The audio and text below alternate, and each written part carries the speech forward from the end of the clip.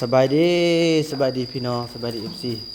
กันเบิดทุกคนวันนี้มากินข้าวเขียวกินตอนไอเนี่ยก็ตอนไอบุญคำนอนไปจะได้ไปจะได้เอาจะกินน้ำเอาน้ำลูกได้มาพี่น้องมากินข้าวนำกันเนาะวันนี้ไอบุญมีเพิ่นอยากกินบักทุเรียนแต่เช้าพี่น้องเอ้ยป้อไอบุญมีนี่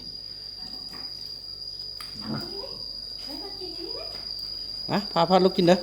ลูกซับแป๊บนึงก่อนเอามากินดีไหมอย่ามานั่งเนี่ย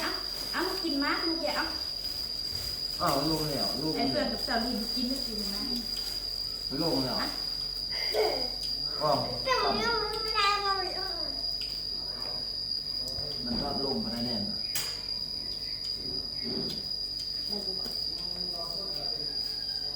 ข้าวมันติดอยู่ก้างหน้ามันสุกก็แต่นึ่งก็สุกตั้งนึ่งก็สุกคุยนึ่งแต่ละมือก็สุกดนจัดขวาสุกแล้วใครเราจะไปปีนเอาพื้นมันขึ้นจะปีนเอาพื้นมันขึ้นอันนี้กลางๆวันสุกจุ๊บมันจะไปจับบนอันยืนปีนขึ้นมาก็สุกแล้ว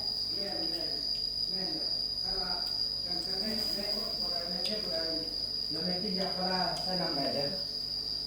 ยาแก้ปวดนะเดี๋ยวมันเป็นอาการเป็นขนาดมันพ่อโดยแม่ให้ค่อยแม่อันนี้กินไปบ่เกิน3 มื้อมันก็จะอาการจะลดลงมันก็จะหายเป็นปกติเลยแม่บัดนี้นะบางคนจะเป็นไข้ได้ไหมบางคนจนไข้บางคนจนอันใดห้ามกันในความเจ็บนั่นแหละ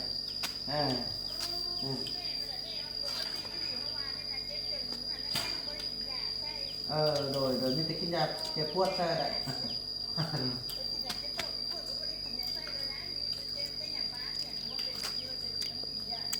โดยแล้วเชื่อใกล้ประมาณ3 มื้อขนาดแม่เป็นไรเกิน3 มื้อแม่ฉะนั้นมันก็จะลดลงกับเบาจนเบาตัวแล้วก็บ่มีแล้วล่ะพญาบัดนี้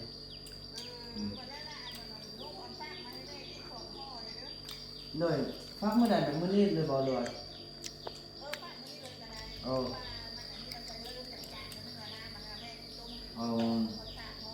โดยโดยนั่น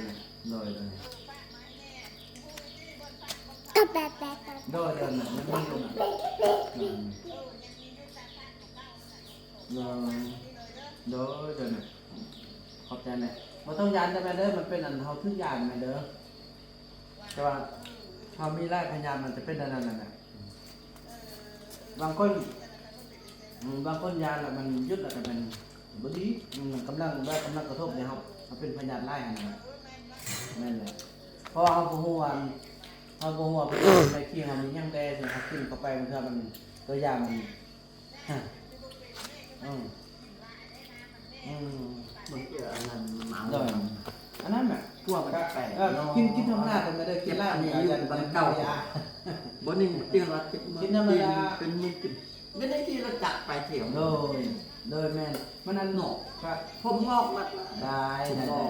เท่าที่เราจัดไปเถียวโดยได้ไหม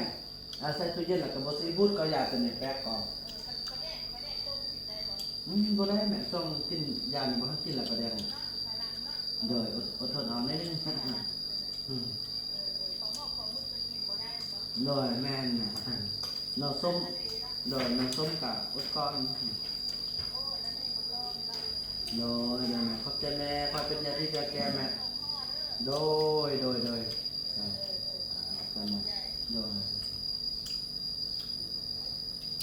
ที่จับกระโหลกเที่ยวเก้าสองคนเนี่ยแปดนั่งแล้วก็อันเอื้อยทุนมาซื้อเครื่องซื้อบัตรกับพามักไปเที่ยวนะพวกเราผมก็มันเจ็บมัดจนตัวนี่เจ็บมัดไปได้นานเป็นนั่นเองที่เราจับไปเที่ยวเท่านะมัน70-80คือจับไปเที่ยวอยากมาเอาดีรีบหนังเลยคนเต็มมันเพิ่งมาพานไง ที่เราจับไปโลเที่ยวนะ คือมันนั่นเองเพราะท่านนั้นที่เราจับมาเอาน่ะก็ตะกี้สิย่างใดย่างกระทำย่างนั่นน่ะลูก อ้วน เอาเลยนะ นี่เห็นกัน รีบกินบ่ มัน ป้ามันก็นี่แซ่บบ่แซ่บบ่กินมันเหม็น ไม่บนนี้ขี่รถไกลแต่ฉันใส่ออกก่อน ให้ทานถึงเหรอ งองมื้อนี้อารมณ์บ่ดีซอยๆขึ้นห้องเรียนพาไปซื้อเรียนมาแล้วกันยิ้มกินอะไรกินอะไรเอาโอเคหากินกับ แร แร ก ก ต่อห้อง ให้ก็อันนี้เมื่อคืนนี้ก็เลยว่า อารมณ์บ่ดีตั้งแต่คืนนู่นน่ะมันเห็นมันคืนนี่ คือว่าจะขัดแดงมืออันนอนคืนเลยนะ ก็กล้าเขาให้ตามหลักเขาให้โลโก้ใหญ่ๆมันก็เล่นเห็นดีกับเ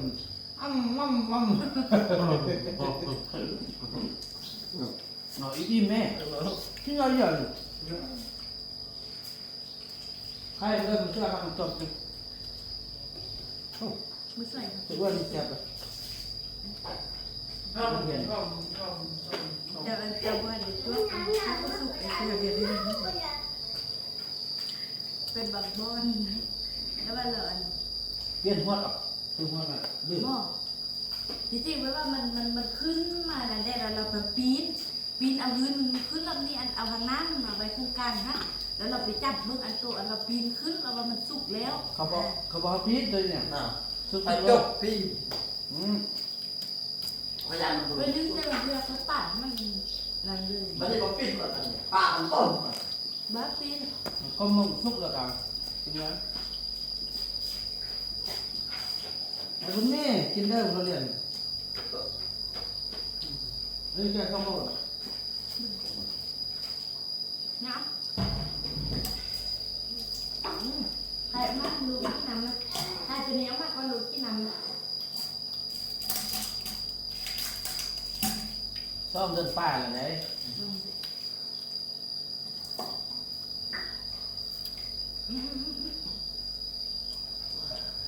คือน้ำปลาก็อดเอาเด้อตอนนี้เพื่อลูกเฮา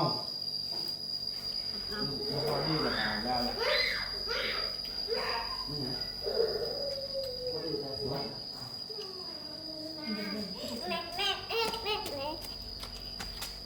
ให้พ่อบอกมือกองไปยับกองที่แบบ ไปอันไปต่อมันหยักตรงนั้นมัน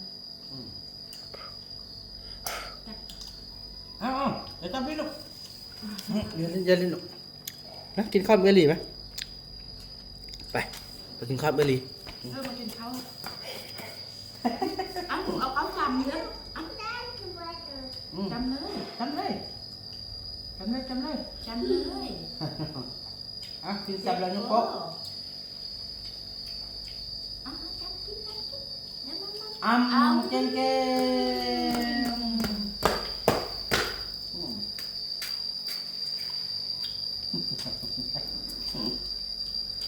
อย่าไปเลย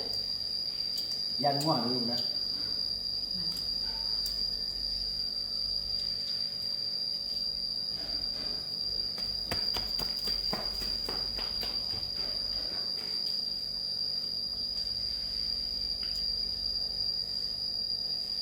แม่ก็เขาเป็นลูกไข่หิ้งสิ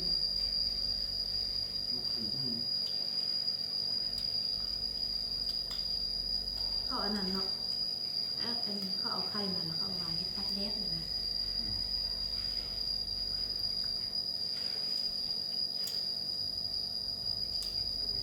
เส้นว่างๆนี่ก็ได้เสีย นี่เป็นลำกินมั้ง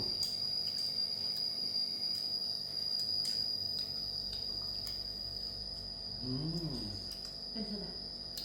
ไม่ใช่กระฮักเซ่สนิท อ๋อมันก็เล่นกินไปแล้วเลยเนาะ แม่เลยกินก็ได้อ่ะ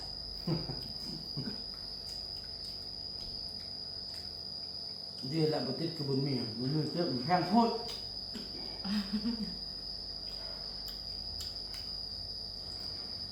กินลูกไก่ได้กับไรเนาะ อ่ะ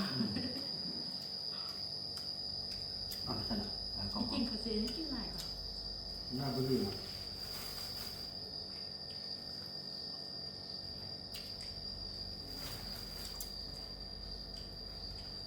กินเดียว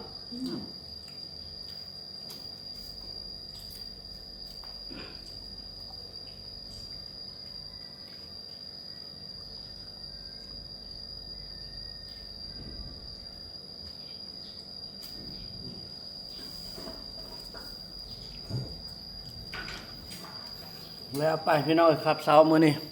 เนาะคลิปนี้บาวมานำจะขอเนี่ยจบคลิปกันสักนี้ก่อนแล้วก็ว่ากันใหม่ในคลิปต่อไปพี่น้องคลิปนี้บาวมานำขอกล่าวคำว่าสบายดี